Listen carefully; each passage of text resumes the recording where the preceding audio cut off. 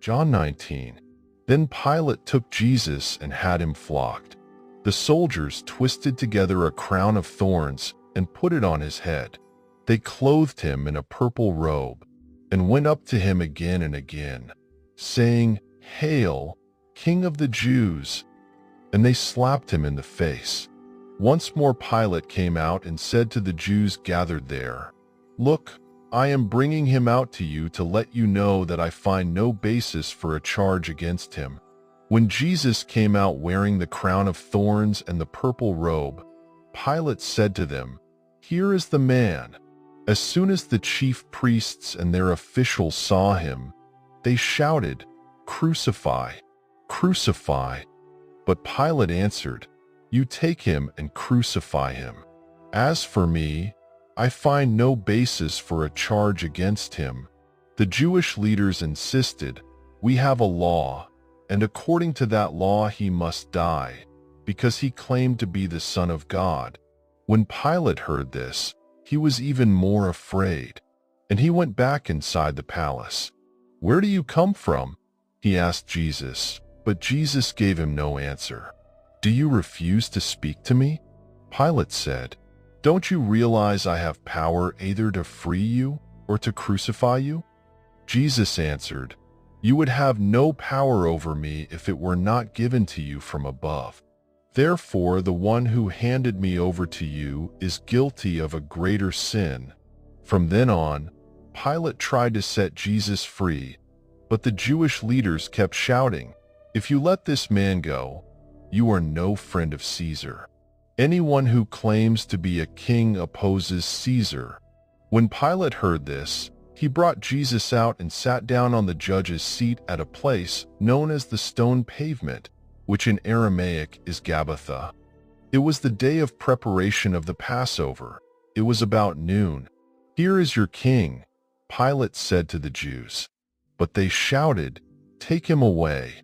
Take him away! Crucify him!" "Shall I crucify your king?" Pilate asked. "We have no king but Caesar," the chief priests answered. Finally, Pilate handed him over to them to be crucified. The crucifixion of Jesus. So the soldiers took charge of Jesus. Carrying his own cross, he went out to the place of the skull, which in Aramaic is called Golgotha. There they crucified him, and with him 2 others, one on each side and Jesus in the middle. Pilate had a notice prepared and fastened to the cross.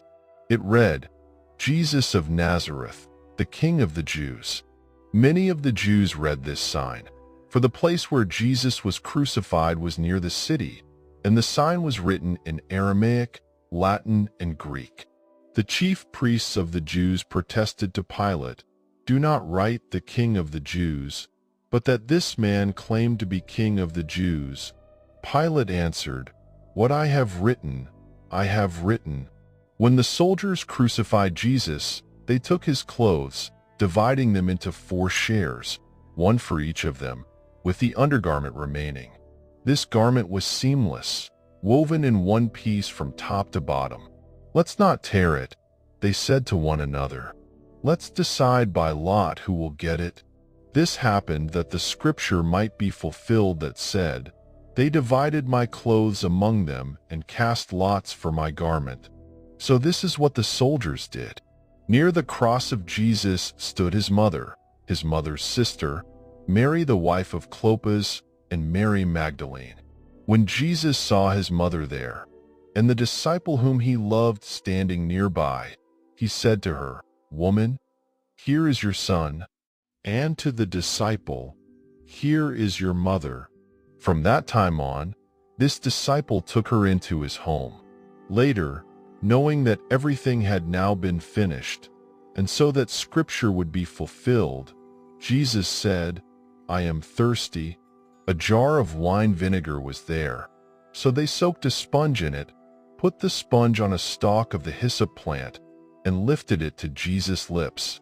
When he had received the drink, Jesus said, "It is finished." With that, he bowed his head and gave up his spirit. Now it was the day of preparation, and the next day was to be a special Sabbath.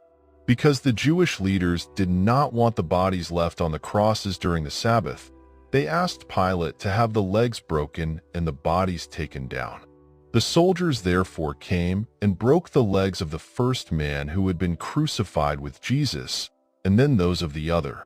But when they came to Jesus and found that he was already dead, they did not break his legs. Instead, one of the soldiers pierced Jesus' side with a spear, bringing a sudden flow of blood and water. The man who saw it has given testimony, and his testimony is true. He knows that he tells the truth, and he testifies so that you also may believe. These things happened so that the scripture would be fulfilled. Not one of his bones will be broken. And, as another scripture says, they will look on the one they have pierced. Later, Joseph of Arimathea asked Pilate for the body of Jesus. Now Joseph was a disciple of Jesus, but secretly because he feared the Jewish leaders.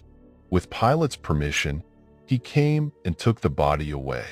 He was accompanied by Nicodemus, the man who earlier had visited Jesus at night. Nicodemus brought a mixture of myrrh and aloes, about 75 pounds. Taking Jesus' body, the two of them wrapped it with the spices in strips of linen. This was in accordance with Jewish burial customs. At the place where Jesus was crucified, there was a garden, and in the garden a new tomb, in which no one had ever been laid.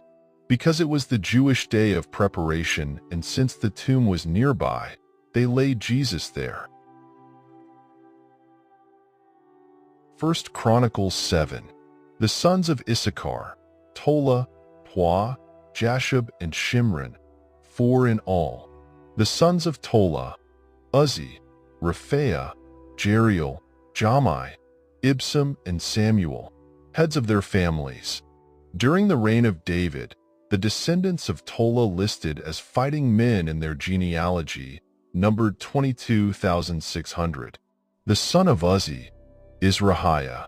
The sons of Izrahiah, Michael, Obadiah, Joel, and Ishiah. All 5 of them were chiefs.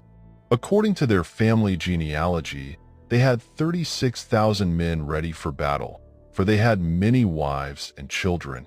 The relatives who were fighting men belonging to all the clans of Issachar, as listed in their genealogy, were 87,000 in all. 3 sons of Benjamin, Bela, Becher, and Jediel.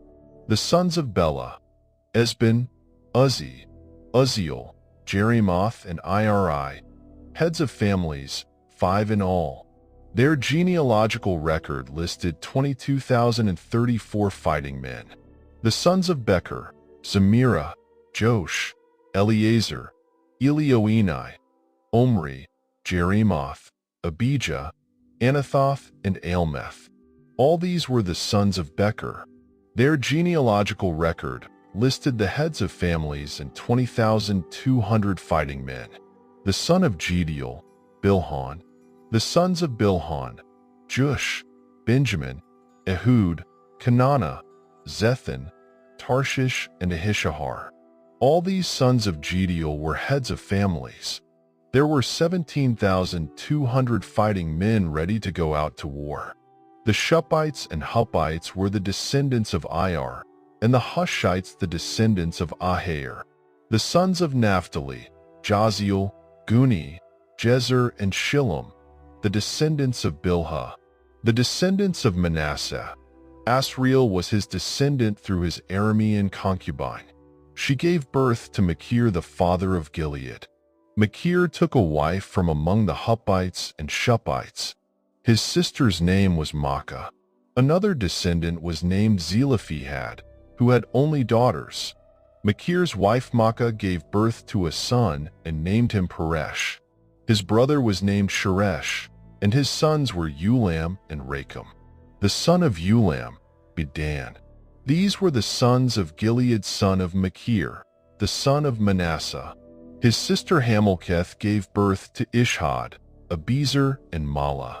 The sons of Shemida were Ahian, Shechem, Leki, and Aniam. The descendants of Ephraim, Shuthelah bared his son, Tahath his son, Elida his son, Tahath his son, Zabad his son, and Shuthelah his son. Ezer and Elid were killed by the native-born men of Gath when they went down to seize their livestock. Their father Ephraim mourned for them many days, and his relatives came to comfort him. Then he made love to his wife again, and she became pregnant and gave birth to a son. He named him Beriah, because there had been misfortune in his family. His daughter was Shirah, who built Lower and Upper Beth-horon as well as Uzzen-Shirah.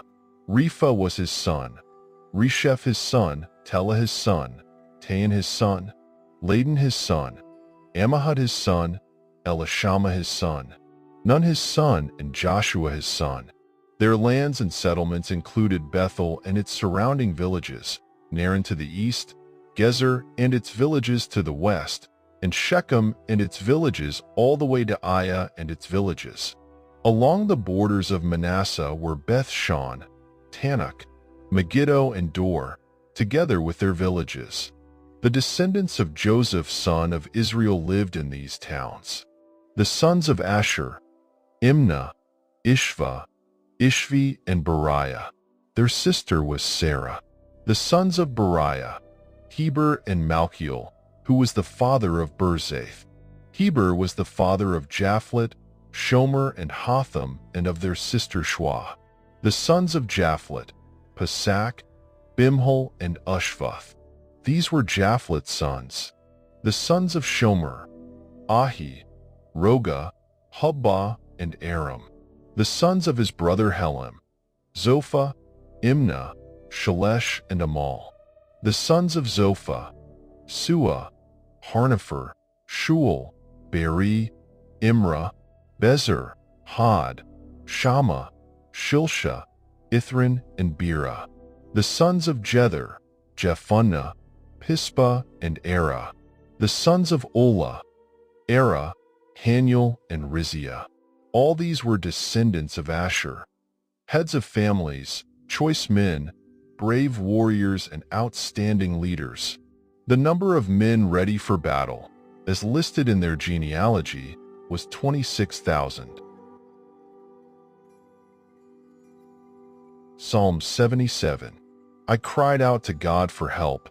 I cried out to God to hear me. When I was in distress, I sought the Lord.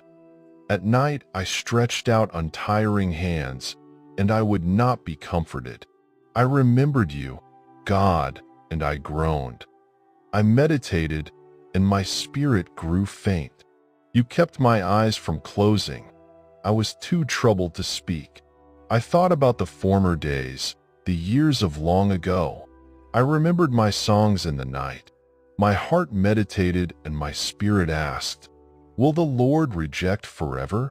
Will he never show his favor again? Has his unfailing love vanished forever? Has his promise failed for all time? Has God forgotten to be merciful? Has he in anger withheld his compassion? Then I thought, to this I will appeal.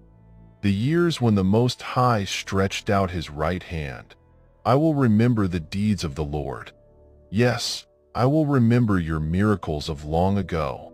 I will consider all your works and meditate on all your mighty deeds. Your ways, God, are holy. What God is as great as our God? You are the God who performs miracles. You display your power among the peoples. With your mighty arm you redeemed your people, the descendants of Jacob and Joseph. The waters saw you, God. The waters saw you and writhed. The very depths were convulsed. The clouds poured down water. The heavens resounded with thunder. Your arrows flashed back and forth. Your thunder was heard in the whirlwind.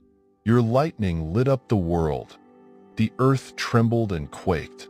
Your path led through the sea, your way through the mighty waters, though your footprints were not seen. You led your people like a flock by the hand of Moses and Aaron.